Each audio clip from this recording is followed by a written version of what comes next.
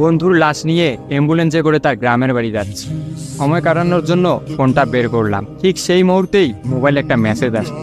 আমার সামনেই আমার প্রিয় বন্ধুটি কফিনের মধ্যে লাশ হয়ে পড়ে আছে। মেসেজ করেছে আমার সেই মৃত ফ্রেন্ডের গার্লফ্রেন্ড অবন্তী। আমি মেসেজগুলো পড়া শুরু করলাম। ফাহাদ, আমাকে মাফ করে দিও।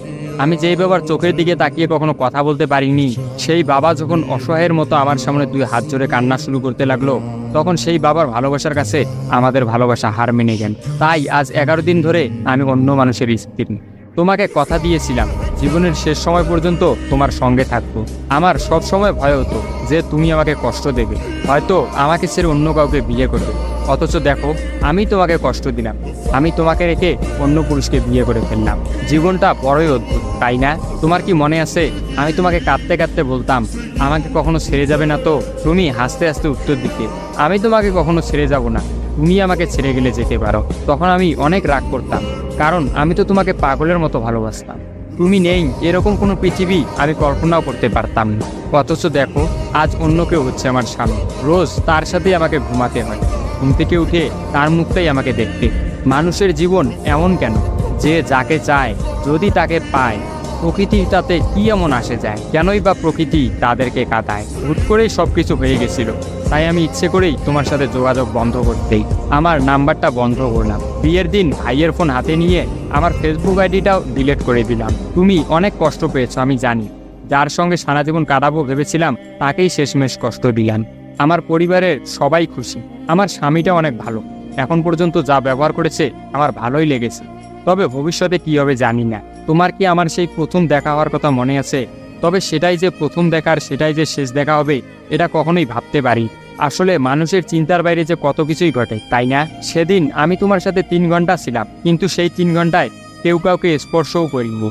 কিন্তু তুমি যখন আমাকে তোমার রিক্সায় তুলে নিতে তোমার হাতটা বাড়িয়ে দিলে, তখন আমি তোমার হাতটা প্রথম স্পর্শ করেছিলাম। বিশ্বাস করো, সেদিন আমার কিছুতেই তোমার হাতটা ছাড়তে ইচ্ছা করছিল না। তোমার ঘরে আমার জন্য কিনে রাখা শাড়িগুলো নিশ্চয়ই এখনো আছে। আচ্ছা, আমি তো এখন আর তোমার নই, ওই শাড়িগুলোকে আমি পাবো? তোমার তো যখনই কোনো শাড়ি পছন্দ হতো তুমি কিনে রেখে দিতে, আমি বলতাম বিয়ের পর সবগুলো একসঙ্গে নেব। দেখো, আজ আমি বিবাহিত, কিন্তু আমার স্বামী তুমি নও।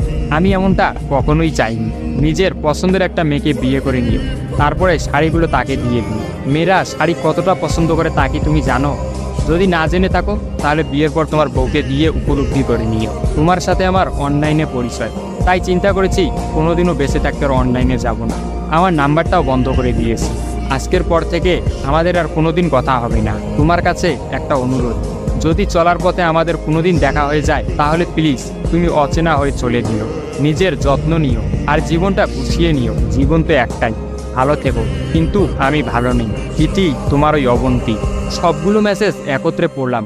আমার সামনে চিরনিদ্রায় শুয়ে আছে ফাহাদ। অবন্তী পরপর 5 দিন অনলাইনে আসেনি এবং ফাহাদের সাথে কোনো যোগাযোগ করেনি। তখন এক রাতে অফিস থেকে ফিরে ফাহাদ রাগ করে তার ফোনটা আসার দিয়ে ভেঙে ফেলে। ভাঙা মোবাইল আর ঠিক করা হলো না। ফাহাদ তার সিমটা আমার ফোনে ইনস্টল করে। জরুরি কোনো কল এলেই একমাত্র ফাহাদকে দিতাম। আর ফাহাদ রাগ করে বলল, যতদিন না পর্যন্ত অবন্তী আমাকে SMS করে ততদিন পর্যন্ত আমি আর নতুন ফোন কিনবো না। মোবাইল ভাঙার 2 দিন পরেই ফাহাদের প্রচণ্ড জ্বর আসে। একদিনের মধ্যেই ফাহাদকে হাসপাতালের মধ্যে ভর্তি করলাম। ডাক্তার পরীক্ষা নিরীক্ষা করে বলল ফাহাদের ডেঙ্গু জ্বর হয়েছে। তবে চিন্তার কোনো কারণ নেই। ডাক্তারের কথা বিশ্বাস করেছিলাম, কিন্তু ডাক্তার তো সবকিছুর খবর জানেন না। যিনি জানেন তিনি হচ্ছেন সৃষ্টিকর্তা। ফাহাদের হয়তো এই জ্বরকেই মৃত্যুর একটা ওসিলা বানিয়েছিলেন। যেই ডাক্তার বলেছিল চিন্তার কোনো কারণ নেই, আজ সকালে সেই ডাক্তারই ফাহাদকে মৃত ঘোষণা করলো। ফাহাদের আর জানা হলো না অবন্তীর কথা। আমিও অনেক ভেবে সিদ্ধান্ত নিলাম অবন্তীকে আর ফাহাদের মৃত্যুর খবরটা জানাবো না।